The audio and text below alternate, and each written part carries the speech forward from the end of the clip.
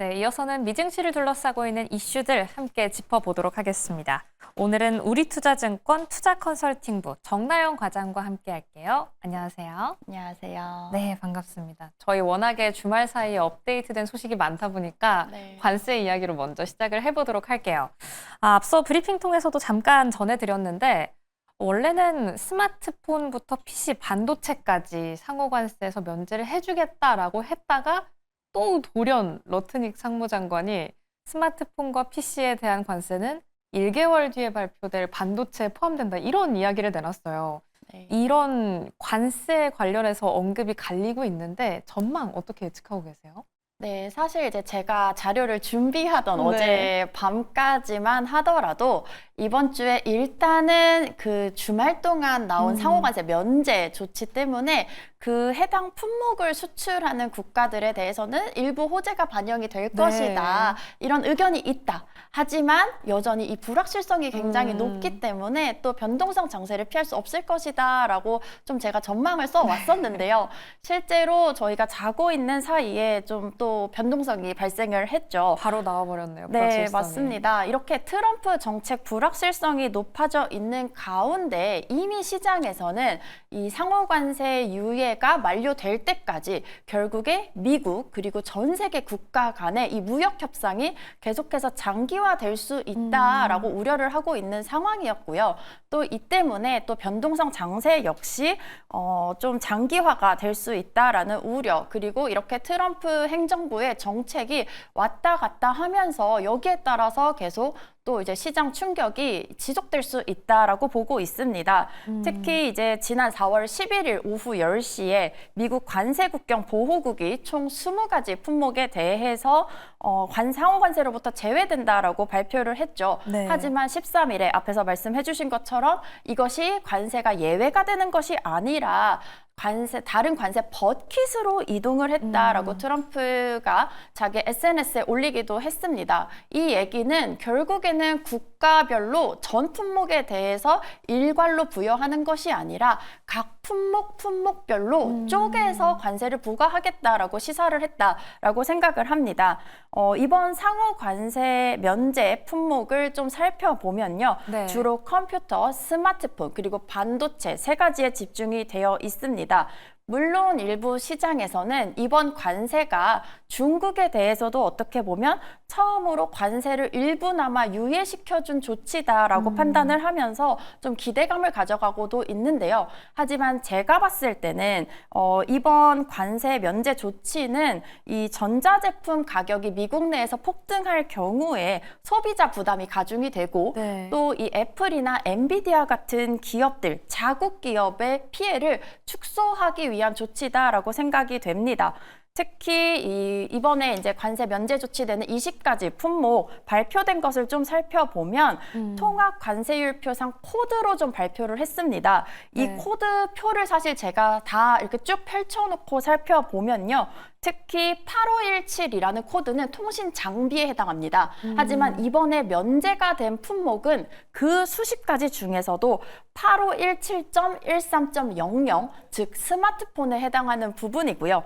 또 8517.62.00은 웨어러블 기기에 해당하는 품목입니다. 정확하게 아이폰이 해외로부터 수입을 굉장히 많이 하는 품목을 딱 짚어서 했다라는 부분이 자국 기업 피해를 주지 않기 위한 조치다라고 판단이 되는 부분이고요. 이어서 방금 새벽에 나온 뉴스 역시도 개별 품목별로 발표를 하겠다라는 것이 결국에는 다 세부 조정을 통해서 우리 미국에 오는 피해는 최소화하겠다라는 의지를 시사했다라고 보여집니다.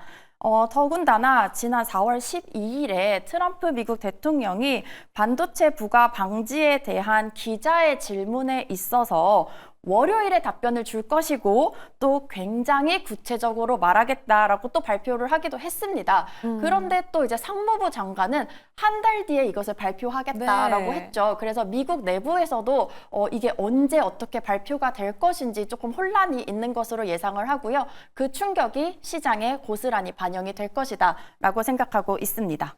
네, 이제 시점도 불명확한 시기가 온 것 같습니다. 트럼프 대통령은 오늘 밤이죠. 우리 시간으로 따지면 14일에 말하겠다, 월요일에 말하겠다라고 한 반면 러트닝 상무장관은 한 달 내로 이야기를 하겠다라고 이야기를 했는데 중국 같은 경우에는 보면 반도체 관세를 매기는 기준을 전공정을 기준으로 삼겠다라고 얘기를 했잖아요. 미국 같은 경우에는 좀 예상을 해본다면 기준이 어느 정도까지 갈 것이다라고 좀 생각해 볼 여지가 있을까요?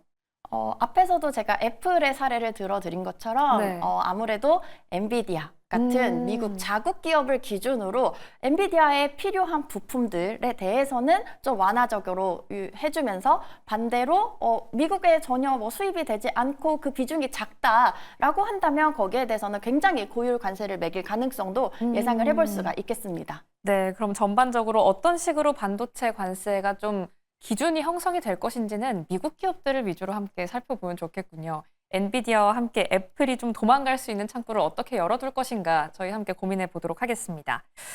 두 번째는 국채금리 방향성 함께 짚어보도록 할 텐데요.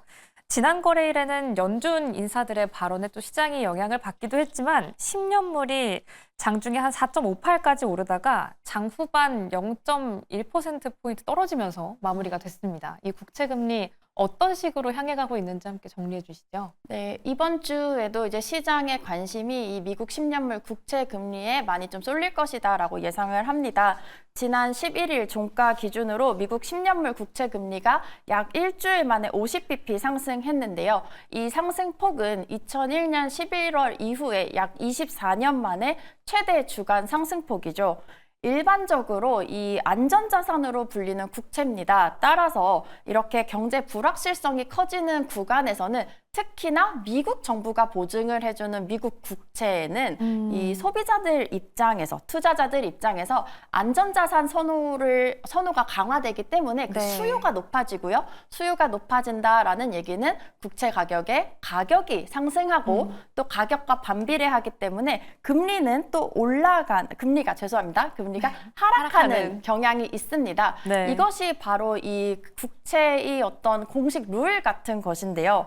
최근에 이 트럼프의 상호 관세 부과로 인해서 경기 침체 우려가 높아지던 시기에는 이 현상이 또 반대로 나타났습니다. 오히려 미국 국채 가격 하락이 급격히 하락을 하면서 반대로 국채 금리는 거의 발작 수준으로 좀 급등하는 현상이 나타났는데요. 저희가 주목해 볼 것은 그 배경이라고 생각을 합니다. 이 배경에 대해서 시장에서는 크게 세 가지 요인을 꼽고 있습니다. 첫 번째로 글로벌 투자자들이 미국에 대한 신뢰가 하락했다라는 점이고요. 두 번째로는 채권의 현물과 선물 간의 이 스프레드 차이를 이용한 베이시스 트레이딩이라는 것이 있습니다. 근데 여기에 대해서 마진콜이나 청산이 발생했다라는 얘기고요. 세 번째, 마지막으로 가장 이목을 끌만한 부분인데요.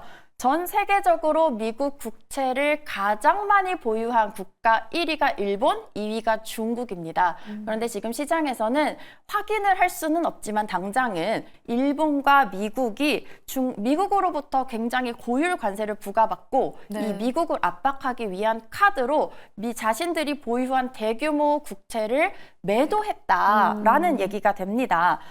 특히나 이 국채를 만약에 미국을 압박하는 카드로 쓴다라고 한다면 왜 그것이 가능한가를 살펴보면 좋을 것 같은데요.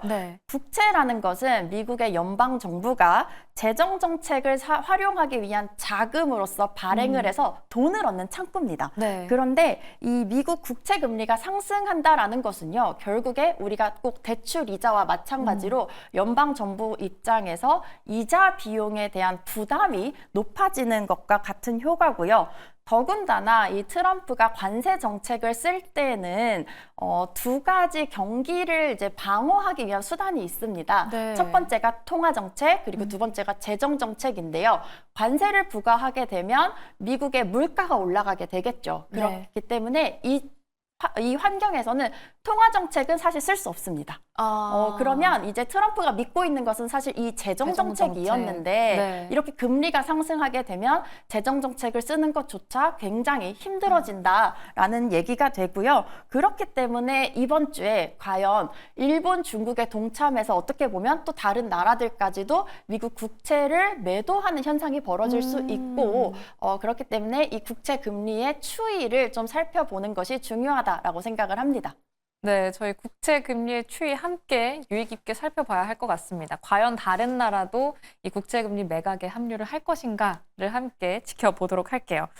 그럼 연결해서 이번 주 일정 한번 점검해 보도록 하겠습니다. 이번 주 통화 정책 관련 일정도 있고 또 여러 지표들도 나오는데 어떤 지표를 좀 눈여겨봐야 할지 간단히 정리를 해주신다면요.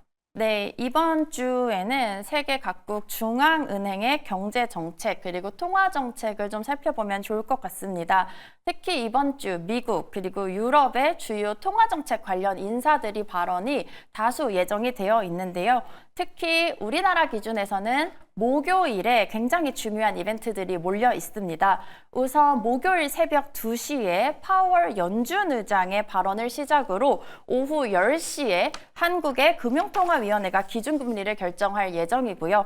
또 오후 9시에는 유럽 중앙은행의 기준금리 결정이 발표될 예정입니다.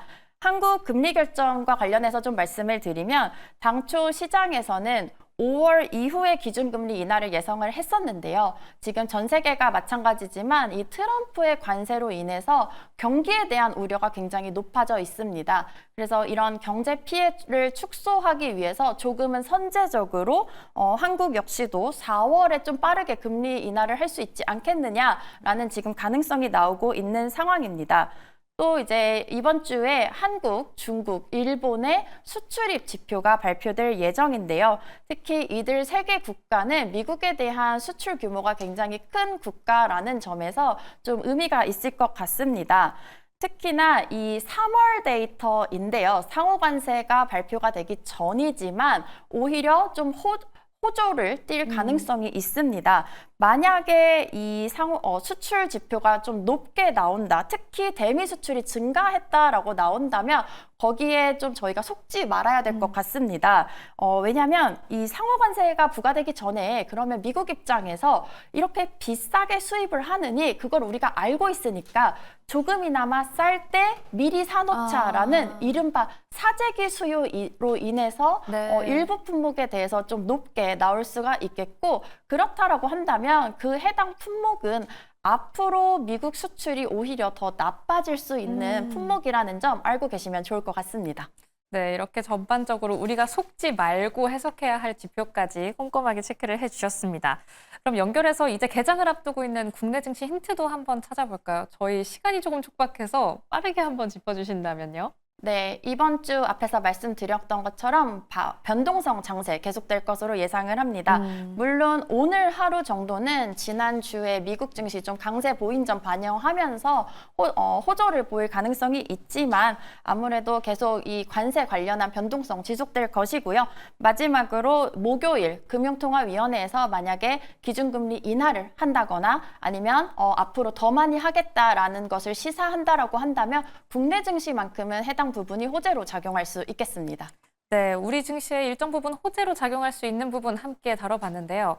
아무래도 이 관세에 대한 이야기가 너무 이렇게 핑퐁하다 보니까 그에 따른 변동성은 좀 열어두고 생각을 해야겠다라고 정리를 하면 좀 괜찮을까요? 네, 맞습니다. 네, 그럼 전반적으로 이렇게 경제 일정과 함께 우리가 어느 정도의 변동성을 염두에 둬야 하는지까지 체크를 해봤습니다. 그럼 마지막으로 한 가지만 제가 개인적으로 여쭤보고 싶은 부분인데 우리 팀장님은 어느 섹터 오늘 좀 눈여겨보면 괜찮다라고 생각하세요? 아무래도 이미 이제 좀 발표가 나온 면제되는 품목들이 있습니다. 미국으로 수출을 하는 이제 애플 관련된 이제 부품이라던가 물론 반도체도 고려를 해볼 수가 있겠지만 사실 반도체는 앞으로 미국이 어떤 발표를 하느냐에 따라서 좀 큰 변화가 있기 때문에 조금은 애플 관련 부품주에 비해서는 좀 호재로 인식할 좀 폭이 좀 적다라고 생각을 합니다. 네, 전반적으로 앞서서 우리 처음에도 이야기를 했지만 어떤 식으로 관세가 진행이 되고 미국이 어떤 기준으로 반도체에 대한 관세를 부과할 것인지는 미국 내 기업이 어떤 입장을 취하고 있는지를 함께 체크를 하면서 저희 함께 전략을 짜봐야 할 것 같습니다. 그럼 오늘 도움 말씀 여기까지 듣도록 하겠습니다. 지금까지 우리투자증권 투자컨설팅부 정나영 과장과 함께했습니다. 고맙습니다.